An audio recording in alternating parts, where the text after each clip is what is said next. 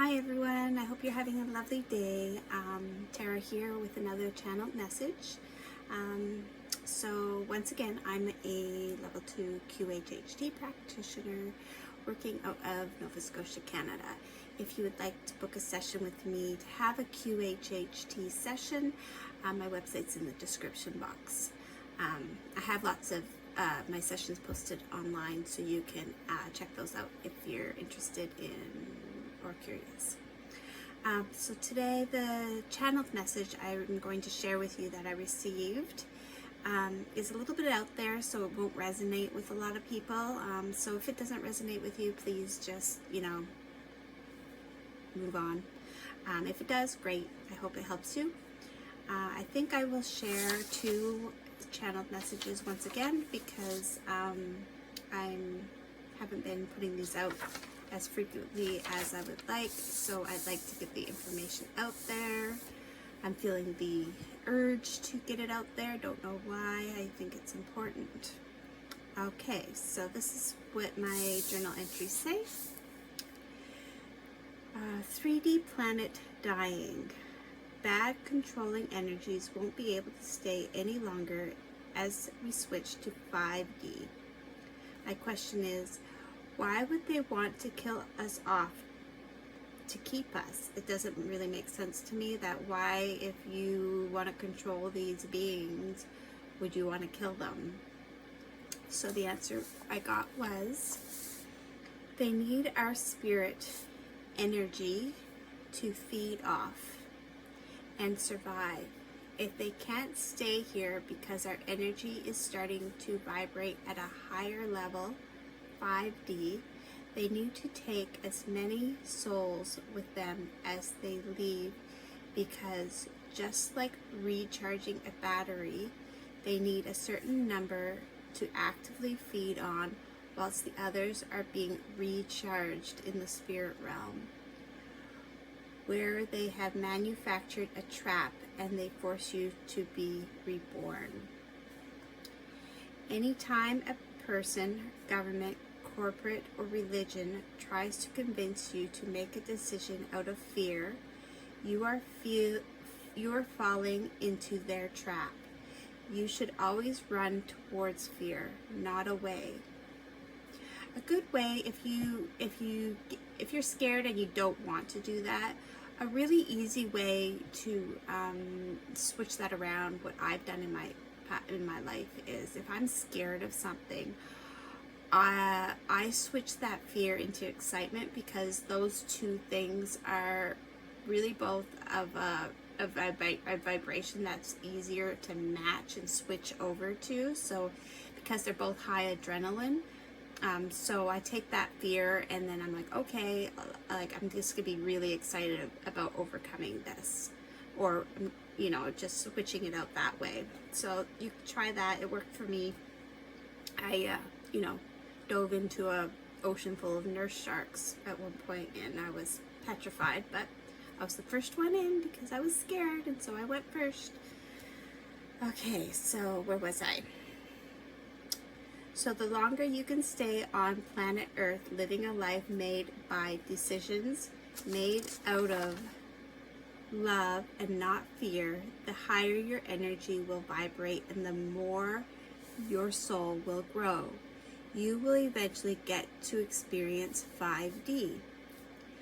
But if you have decided to follow the path of fear and you find yourself on the other side of death, to get out of the trap, you just need to know that no one can make you reincarnate on a specific planet or dimension. You can balance your karma and learn your lessons in other ways. When you get on the other side, just say no and ask Source for help to bring you to your true home. That's pretty cool. Yeah, that's just what came through. The next thing I wanted to share was, it's a very short one, but pretty mind-blowing. I'm just going to read it straight. I have been the dark and the light. And until you have been the dark, you cannot defeat the dark. Therefore, let go of any guilt you may have from being the dark. So that makes sense, I guess, because really you can't empathize with other people truly. Like, you can kind of feel bad for them, but you can't really empathize with people until you've actually lived those experiences. So by being the bad guy, by being the murderer, by being, you know, all the nasty things that I'm not going to talk about because I don't want to give them my energy, but by being those things, you then can transform them into the light. You can be at their level and you can look at them and you can know how they got there. You can know that it wasn't an immediate thing. It was something that takes eons and decades and thousands of years to get to a really low level of energy, to get to an energy level where you've forgotten where you come from, i.e. most of us have forgotten where we come from, but we're not at that low energy, hopefully. So they say bad people who experience bad things do bad things, or to people, or something like that. I don't know the exact quote, but this is, I think, what it's talking about. You can't actually defeat the darkness until you've lived it, you've experienced it, and then you can empathize with how they got there, and you can send them love, because the only thing that can get beings or entities or energy, I like to think of everything as just energy, because that's what science has proven, we're all just energy. And actually my next message, I think, talks a lot about energy, which is funny. Then until you have been through that yourself, you can't give them the love that they need, and the love is the only thing that will get them out of that darkness, of that lower energy. So keep spreading the love,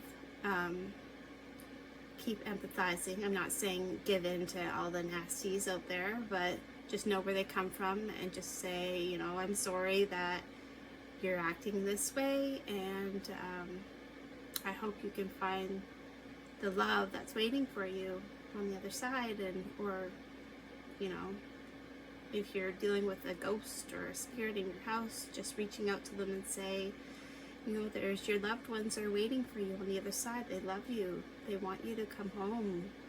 You know, you should go home. And maybe that if you just keep extending that person, instead of extending fear out to them, which they just feed off of and grow, if you extend love out to them, not only will they not be able to feed off of it, but they might be able to return home. So give that a go. Okay? Sending all the love and light your way. Take care.